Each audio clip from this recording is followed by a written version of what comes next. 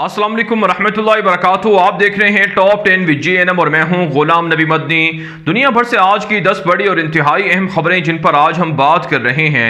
नाज़रीन किराम, आज 9 सितंबर 2020 है और आज दिन है बुध का। ये टॉप 10 विद GNM का सुबह का बुलेटिन है। खबरों का सिलसिला शुरू कर लेते हैं। जो आज की पहली बड़ी खबर है ये पाकिस्तान से है।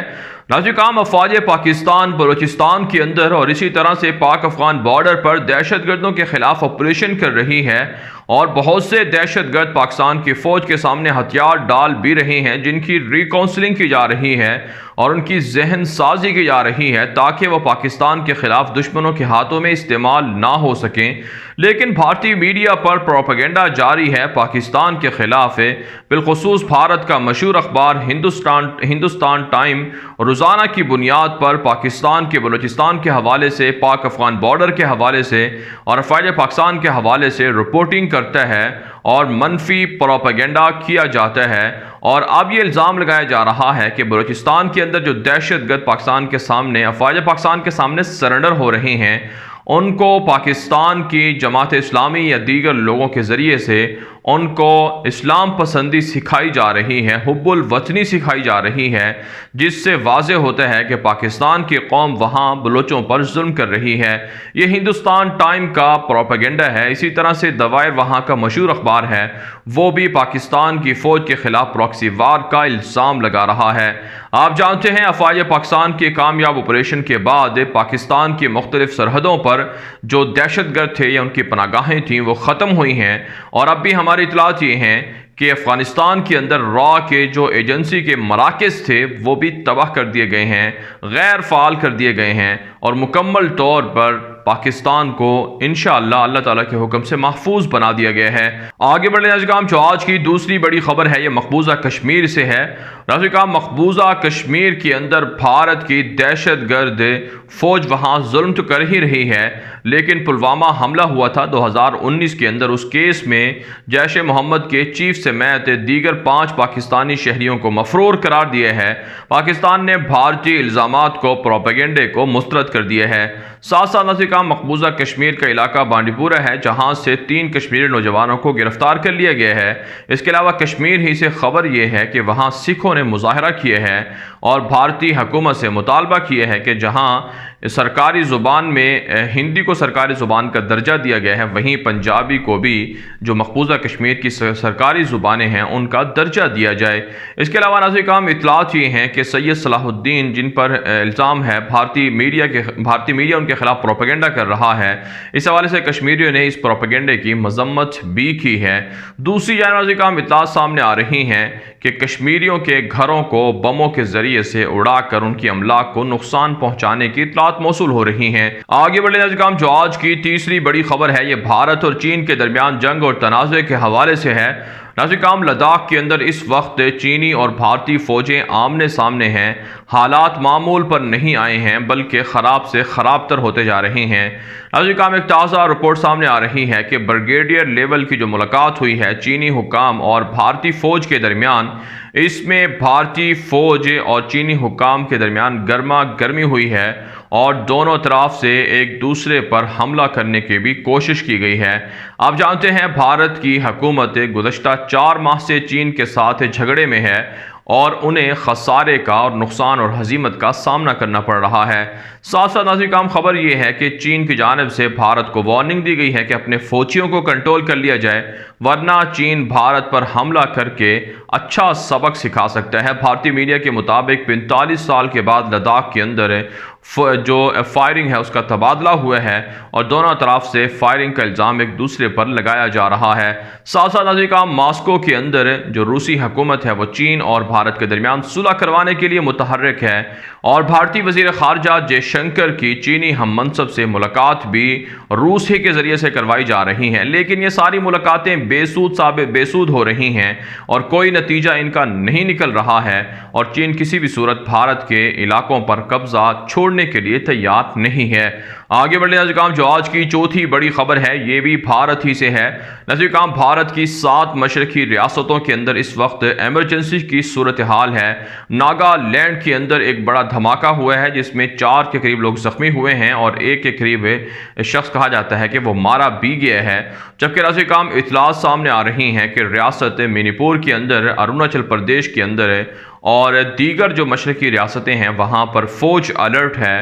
ہنگامی بنیادوں پر ان مشرقی ریاستوں کے اندر کم از کم بھارت نے 2 لاکھ سے زائد فوجیں متعین کر دی ہیں، جبکہ چین کی جانب سے باقاعدہ اعتراف کیا گیا ہے کہ اروناچل پردیش سے بھارت کے 5 کے قریب فوجیوں کو انہوں نے گرفتار کیے ہیں۔ ساتھ ساتھ خبر یہ ہے کہ تبت کے علیحدگی پسندوں کو مودی دہشت گرد کی حکومت سپورٹ کر کے چین کے خلاف اکسا رہی ہے۔ یہی وجہ ہے چائنا اب بھارت کی 7 مشرقی ریاستوں پر نظر رکھے ہوئے ہے اور وہاں پر جو جنگجو ہیں یا مسلح علیحدگی پسند ہیں ان کی مدد اور فنڈنگ بھی چائنا کی جانب سے کی جا رہی ہے۔ آگے بڑھے ناظرین جو آج کی 5ویں بڑی خبر ہے یہ افغانستان سے ہے۔ ناظرین طالبان کے ابھی تک قیدیوں کو رہا نہیں کیا گیا ہے۔ کل طالبان کی امارت اسلامیہ کا یہ بیان سامنے آیا تھا۔ اس حوالے سے کابل انتظامیہ نے کہا ہے کہ ان کے قیدیوں کو رہا کر دیا ہے۔ طالبان خواہ مخواہ الزام لگا رہے ہیں، تاخیر کر رہے ہیں۔ ناظرین آپ جانتے ہیں دوحہ کے اندر انٹر افغان مذاکرات کا راؤنڈ شروع ہونا تھا اتوار کے روز، لیکن ابھی تک یہ راؤنڈ شروع نہیں ہو سکے ہے اور ڈیڈ لاک برقرار ہے، جبکہ امریکی پریشر بھی اشرف غنی پر بڑھتا جا رہا ہے اور طالبان کی کارروائیاں بھی بڑھتی جا رہی ہیں۔ ایک تازہ رپورٹ کے مطابق رات کے مختلف واقعات کے اندر طالبان نے 20 سے زائد کابل انتظامیہ کے فوجیوں کو، پولیس اہلکاروں کو مار ڈالا ہے، کئی چیک پوسٹیں فتح کی ہیں اور ٹینک بھی تباہ کر دیے گئے ہیں اور جنگی ساز و سامان بھی قبضے میں لیا گیا ہے۔ آگے بڑھے ناظرین جو آج کی 6ٹھی بڑی خبر ہے یہ ترکی، یونان اور ترکی اور ایران کے تعلقات کے حوالے سے ہے۔ ناظرین ترکی نے ایران کے ساتھ تعلقات کو مستحکم کرنے کا عندیہ دیا ہے۔ طیب اردگان نے کہا ہے کہ اچھی بات ہے، ایران مذاکرات کے ذریعے سے ترکی کے ساتھ معاملات کو مزید بہتر کرنا چاہتا ہے، اور اس کے علاوہ خبر یہ ہے کہ ایران اور ترکی کے جو اعلیٰ سطحی وفد ہیں انہوں نے کل انقرہ کے اندر ایک انتہائی اہم میٹنگ کی ہے جس میں شام عراق کے اندر جو ترک فوجوں کا آپریشن ہے اس پر جائزہ لیا گیا ہے۔ کرد باغیوں کے خلاف جو جنگی آپریشن ہے بالخصوص PKK کے دہشت گردوں کے خلاف، اس میں ایران نے کہا ہے کہ وہ تعاون کریں گے۔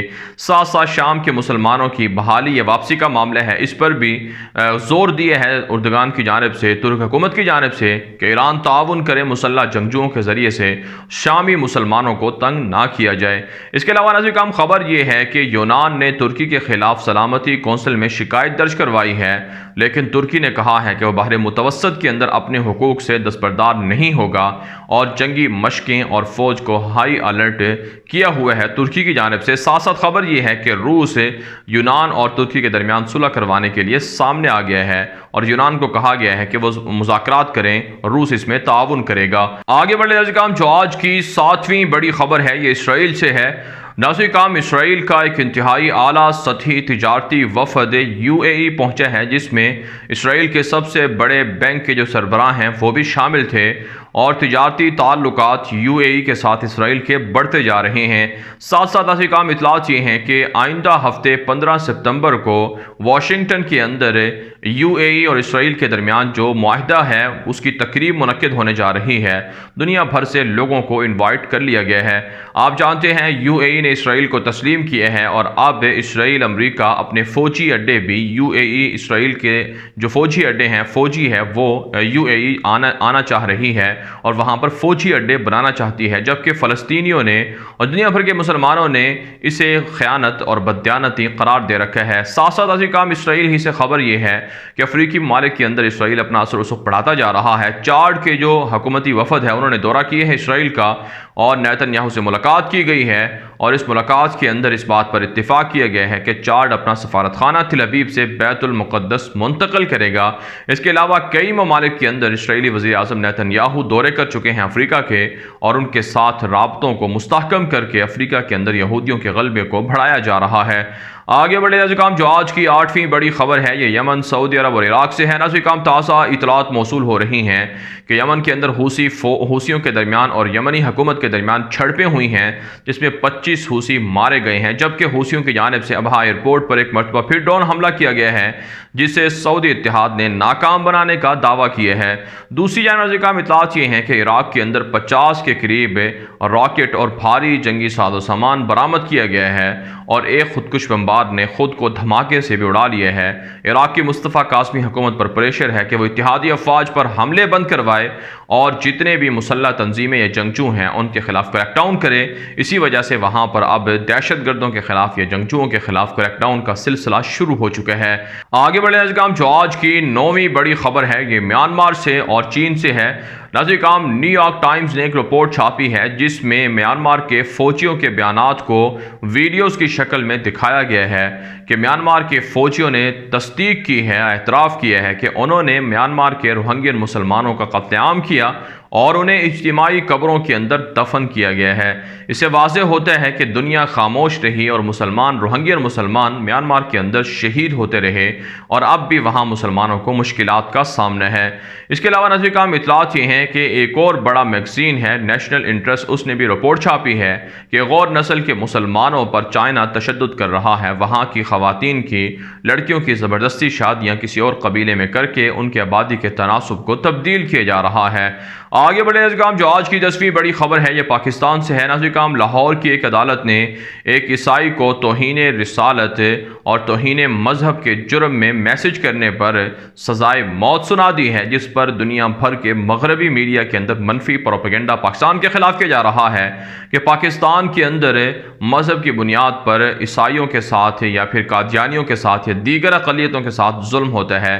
حالانکہ ناظرین، ایسا کچھ بھی نہیں ہے۔ توہین مذہب، توہین رسالت یا اس طرح کے اشتعال انگیز بیانات سے جس طرح سے لوگوں کو نقصان ہوتا ہے، وہیں پاکستان کے آئین اور قوانین کی بھی وائلیشن ہے۔ کسی بھی ملک کے آئین کو توڑنا یہ جرم ہوتا ہے، تو پھر پاکستان کے اندر آئین توڑنے پر اگر کسی کو جرم کرنے پر سزا دی جائے تو پھر اعتراض کیوں ہے؟ اس کا مطلب اور مقصد یہ ہے کہ مغرب اور ویسٹ چاہتا یہ ہے کہ پاکستان کے اندر انارکی پھیلائی جائے اور پاکستان کے اندر جو اسلام کی بنیادیں ہیں انہیں کمزور کیا جائے۔ یہی وجہ ہے پاکستان کی غیور قوم ہر وقت تیار رہتی ہے ناموس رسالت کے لیے، ختم نبوت صلی اللہ علیہ وسلم کے لیے اور دیگر اسلامی قوانین کے احترام کے لیے۔